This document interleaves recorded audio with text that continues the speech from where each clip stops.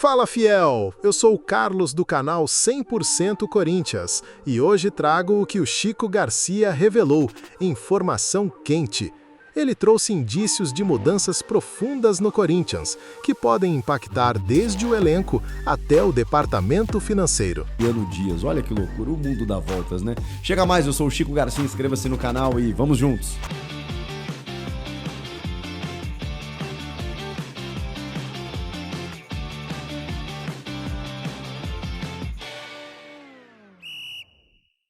Antes da gente falar do jogo, deixa eu te dizer que o Memphis Depay treinou finalmente, participou, né? Começou a sua transição física, já está treinando normalmente e a tendência é que até o final de semana participe de mais atividades e esteja à disposição do técnico Dorival Júnior no fim de semana, no sábado, na Neoquímica Arena, diante do Mirassol. Mirassol, sensação do campeonato, clube revelação, inacreditável o que faz o Mirassol na sua estreia na Série A. É o melhor estreante de todos os tempos na Série A do futebol brasileiro e por isso não será um jogo fácil. O Mirassol ainda vem de uma derrota, né, para o Atlético Mineiro na rodada passada, né, ainda vai jogar nessa rodada no meio de semana, mas no final de semana perdeu para o Atlético Mineiro com um jogador a mais, inclusive, estava o Mirassol, numa derrota meio inexplicável, né? Então o Mirassol provavelmente, né, vai querer se recuperar, tem feito grandes jogos, beliscado pontos, então, e o Corinthians está numa fase muito ruim dentro de casa, né? São 7 jogos consecutivos como mandante sem vencer. Então esse jogo é super importante, o Memphis vai estar de volta, provavelmente não começando o jogo, né? Vamos ter que aguardar, mas estando à disposição do Dorival. Antes tem Inter e Corinthians. Inter e Corinthians com novidades e dos dois lados, tá? E como eu sou um jornalista gaúcho e arquirrival do Internacional, corintianos, tamo junto.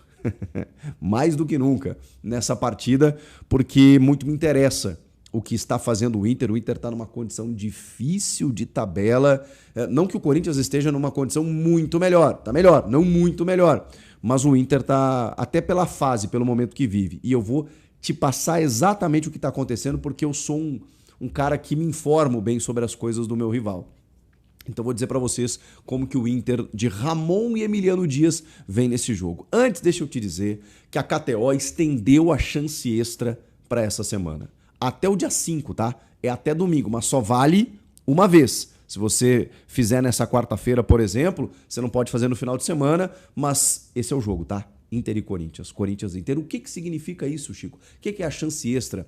Chance extra é o seguinte, você vai lá e faz a tua aposta, se você der bom, se você acertar, você fatura aquilo que você apostou normalmente, o teu lucro está garantido. Agora, se você errar, a KTO te devolve até R$25 em apostas grátis. Ou seja, se você colocar R$10 e acertar, beleza. Se errar, voltam os R$10. Se você colocar R$25, os 25 voltam. Se você botar 50, vão voltar só os 25, tá? Essa é a regrinha. Mas tem que ser em 3 jogos diferentes, 3 seleções. Então você vai apostar no Corinthians nesse jogo, porque dá para ganhar lá no Beira-Rio e a odds está bacana. Aí você aposta em mais 2 jogos. Pronto. Fazendo essas 3 seleções, você tem a possibilidade da chance extra. Só tem que ir lá na aba de promoções e ativar a chance extra, porque aí quando você for fazer a aposta, a seleção da combinada lá de 3, né? Você vai ver, opa, chance extra tá aqui. Você habilita e pronto, fechou. Chance extra na KTO, site para maiores de 18 anos, jogue com responsabilidade. O link tá aqui na descrição, QR Code na tela, fechou? Gente, o Corinthians tem alguns problemas para esse jogo. O Memphis Depay, por óbvio. Já sabemos do André Carrilho, do Rodrigo Garro, do Charles. O André Ramalho também não viajou para Porto Alegre por conta da seu problema, né, no adutor da coxa. Estiramento é o nome correto. E aí, o Dorival Júnior pode manter a sua formatação tática que ele adotou diante do Flamengo, com o Ranieri sendo um híbrido, né, um terceiro zagueiro / volante, povoando no meio ali com o Maicon, Martínez e Bidon, com o Guinegão e Vitinho, provavelmente, né? Eu acho que o Vitinho está na frente dos outros atacantes. Ele poderia testar o menino Kaique, né? Que inclusive os dois já fizeram dupla de titular, né? O Kaique e o Guinegão, mas o Kaique não tem nem entrado nos jogos, né? Então vou imaginar que o Vitinho está na frente, não o Thales Magno, não o Romero. Vou imaginar o ataque seja Vitinho e Guinegão. E o restante, esse time que eu falei para vocês, aí com Matheus Bidu na esquerda, Mateuzinho na direita, Hugo Souza no gol, e a defesa com o Tchoca, que eu acho que foi muito bem, só acabou sentindo, né, no segundo tempo do jogo contra o Flamengo, o Tchoca com o Gustavo Henrique. E o Ranieri sendo esse híbrido. Ele pode fazer o Angileri ali, como ele já fez outras vezes? Pode. Só que ele vai ter que tirar um do meio. E eu não abriria a mão do Ranieri, não abriria a mão do Maicon hoje, nem do Bidon, nem do Martins. Eu acho que o time é esse, gente. A tendência de escalação é essa, a menos que o Dorival resolva formatar o time de uma outra maneira. Ele sabe que do outro lado está um ex-técnico do Corinthians, e um ex-técnico recente. O Ramon Dias foi campeão paulista esse ano. Saiu esse ano, no começo do Campeonato Brasileiro, e, portanto, conhece muito bem o elenco do Corinthians e sabe muito bem o que ele espera. Eu acho que esse é um benefício que o Inter tem. O Inter hoje tem um treinador que conhece muito bem a maneira do Corinthians jogar, mesmo que o técnico tenha mudado e o Dorival tenha o seu jeito, né? Algumas coisas se modificaram também. Mas o mais curioso é que o Ramon e o Emiliano Dias, eles estão apenas no seu segundo jogo. A estreia contra o Juventude, falar para vocês aqui, corintianos, ela foi animadora para nós, porque o Inter, assim, até teve bem postado defensivamente no primeiro tempo, o jogo foi mais equilibrado, não teve muita coisa e tal. O Inter fez um gol numa primeira chegada, numa falha do Nenê, que perdeu a bola no campo de defesa ainda, e o segundo tempo foi um pandemônio. Por quê? Porque o Thiago Carpini no Juventude leu o jogo melhor do que a dupla Dias. Tirando o Nenê, colocando o Enio, que é um ponta pelo lado esquerdo, e, cara, só deu Juventude. Só deu Juventude. E o Inter meio que não entendeu os movimentos do Juventude, e aí começou a ser atacado, martelado, até que tomou um empate. E não tomou a virada por preguiça, porque o resultado mais justo era o Juventude vencer o jogo. Essa foi a estreia de Ramon e Emiliano. Eles vêm agora para o Beira-Rio e é a estreia deles diante da torcida. E vocês sabem, né, que tem uma relação muito forte, especialmente do Emiliano com a fiel torcida. Ele fez uma tatuagem com a taça do título paulista. Ele, quando o Corinthians ganhou o derby, passou na Copa do Brasil, ele fez postagem lá, né, com o símbolo preto e branco e tal. Ele seguiu vinculado. Ele, inclusive, vai ao Olímpia junto com o seu pai, e eles ficam apenas 7 jogos. E ele pede para colocar uma cláusula no contrato que se o Corinthians o chamasse para ser o treinador principal, o Olímpia tinha que liberar. Só que agora, claro, né, gente, eu tô fazendo aqui um monte de figuras e ilações, mas na verdade a gente sabe que o Emiliano e o Ramon estão lá defendendo o seu emprego hoje, que é uma dupla técnica, né, uma comissão técnica do Inter nesse momento. É claro que eles vão defender o emprego deles, é óbvio. Mas tem essa coisa, né? Eles vão reencontrar muitos jogadores, né? Que eles tiveram uma relação próxima e tudo mais. Então vai ser curioso, vai ser interessante.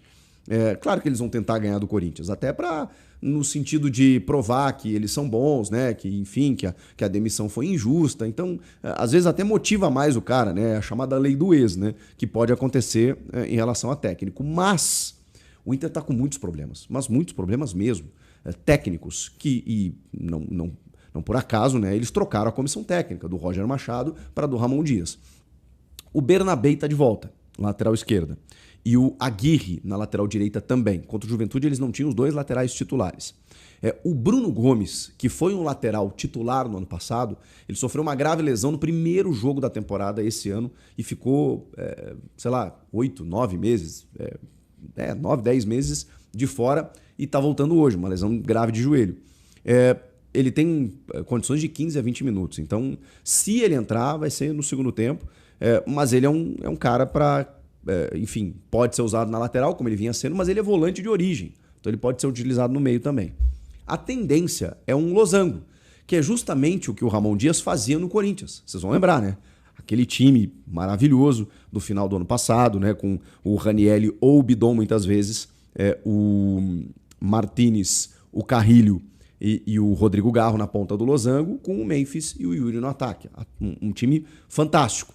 Muitas vezes o Bidon ou era um híbrido do Martínez ou do Ranieri, né? Ele se alternava ali Na reta final ele estava jogando no lugar do Martínez, na verdade, né? Era Ranieri, Bidon, Carrilho e Rodrigo Garro. O que ele está fazendo lá? Ele está fazendo Luiz Otávio, que é um menino da base, volante, muito bom por sinal. Bruno Henrique pela direita. Oscar Romero, sim, o irmão de Ángel Romero, pela esquerda. E Alan Patrick na ponta do losango. Com uma dupla de ataque. Carboneiro, que é o melhor jogador do time hoje, e Rafael Borré, que não está jogando absolutamente nada. O Alan Patrick também, nesse primeiro jogo com o Ramon Dias, sumiu, não conseguiu jogar. Não vinha jogando com o Roger, né? Fez 2 gols de pênalti lá e errou o terceiro no Grenal. Mas esse é o time. A questão é, o Bernabei, ele é um cara que tem deixado muitos problemas defensivos. Porque o Bernabei é um ótimo atacante, apoiador, mas atrás não é tão bom assim. Na direita, ele tem agora a volta do Aguirre. E na defesa, o Vitão e a tendência ali ou do Vitor Gabriel ou do Gabriel Mercado, né? Provavelmente o Gabriel Mercado. E o Juninho também está de volta, que é um zagueiro, se ele quiser fazer 3 zagueiros. Mas aí acho que ele iria de Vitor Gabriel. Ou ele tiraria o Bernabei, né? Para deixar daqui a pouco um jogador com mais compromisso tático ali e tal. Enfim, a tendência é que ele faça uma linha de 4, losango no meio e os 2 atacantes. Exatamente como ele fazia no Corinthians. Só que o Inter, cara, tá numa fase terrível, assim, técnica. O Inter vem de uma pancada pro Palmeiras, um 4-1 que foi aquele negócio constrangedor, um 4-0 no primeiro tempo, e no segundo tempo o time reagiu porque o Palmeiras tirou o pé e aí fez um gol e terminou 4-1. O Grenal em que o time teve 3 pênaltis a favor, 2 que não foram e nem assim conseguiu ganhar o jogo. E tomou 3 gols de um Grêmio que estava começando a se recuperar, mas que não estava fazendo gol em ninguém. Tomou 3 gols, bola aérea falhando, como falhou contra o Juventude.